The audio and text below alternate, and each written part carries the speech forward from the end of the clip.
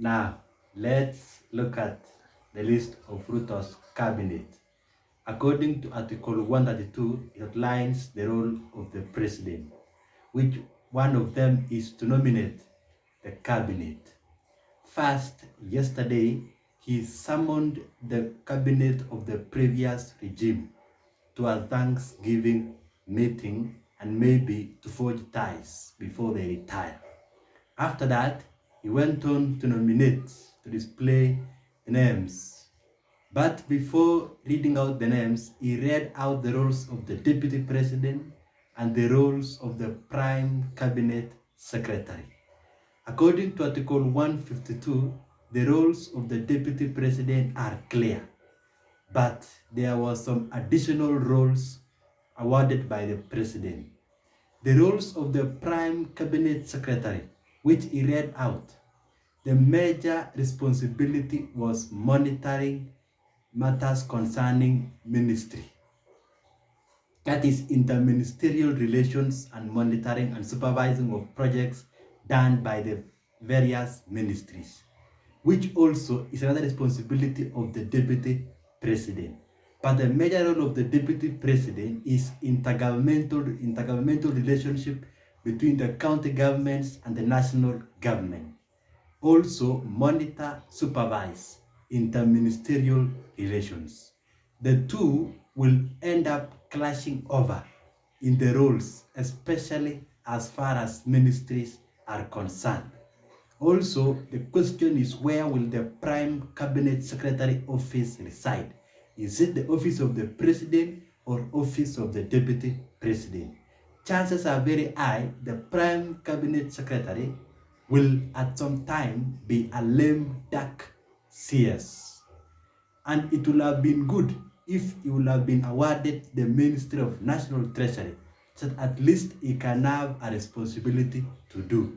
Because bearing in mind the ruthless regarding Gachagua, he might suppress Mudavadi, or William Ruto back up Mudavadi, suppress Gachagua. That is where we have clash of roles.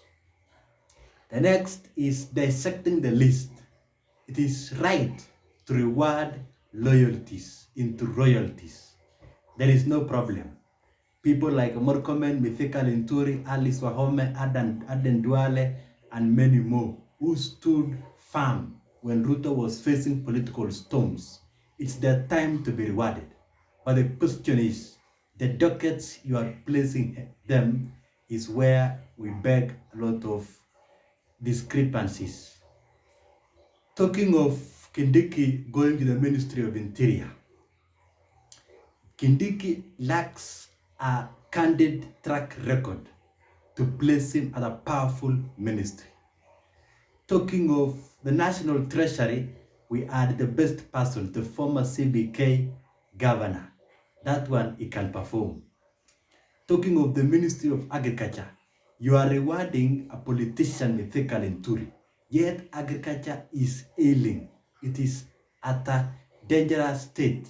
It requires a ruthless person, strategic and a technocrat, to salvage the ministry. Talking of the Ministry of Education, you just pick a person who vied for governor and lost. Track record empty.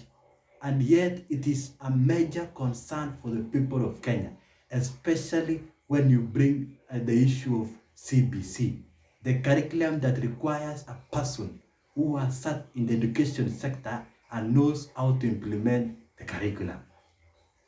Last is the issue of the Ministry of Health. We never know what Wafula will bring in, but it requires a ruthless person. Health sector has experienced myriad of challenges, especially looting by the various ministers.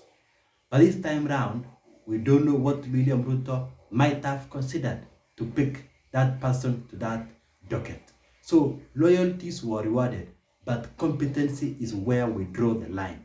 Only the Ministry of Finance is where we can accept, but the rest, it must be reviewed. The next is the hits and misses. Regional balance was achieved 100%.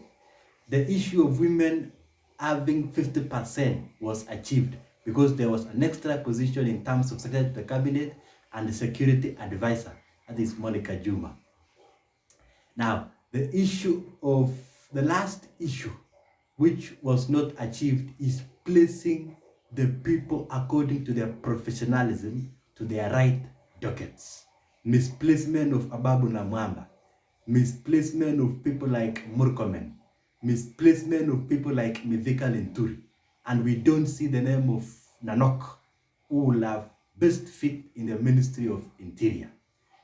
Solution to that is we can have a strong backup of principal secretaries who are technocrats and people who can perform. The next is the issue of the politics and cabinet. It is required that the cabinet ministers should not engage in politics. That is enshrined in the Constitution of Kenya. But there are too many politicians than technocrats who are occupying the cabinet. That means people like Murkomen should have a case study of Charles Keter, who was a strong politician but went to the cabinet. When he came back to the ground, his politics had diminished. So Murkomen might be sacrificing his political careers thanks to the activeness of Ndindi Nyoro. Ndindi Nyoro played safe by not accepting a cabinet slot, so that his political star will continue rising. So the people like Murkomen should find a way of trying to play cabinet and politics so they can remain relevant in the political field. Otherwise, we advise the National Assembly to have a keen eye on the names, where you are going to vet on competency and chapter 6 of the Constitution on the names, so that we can have a paradigm shift in the wallowing economy. Your guess is as good as mine.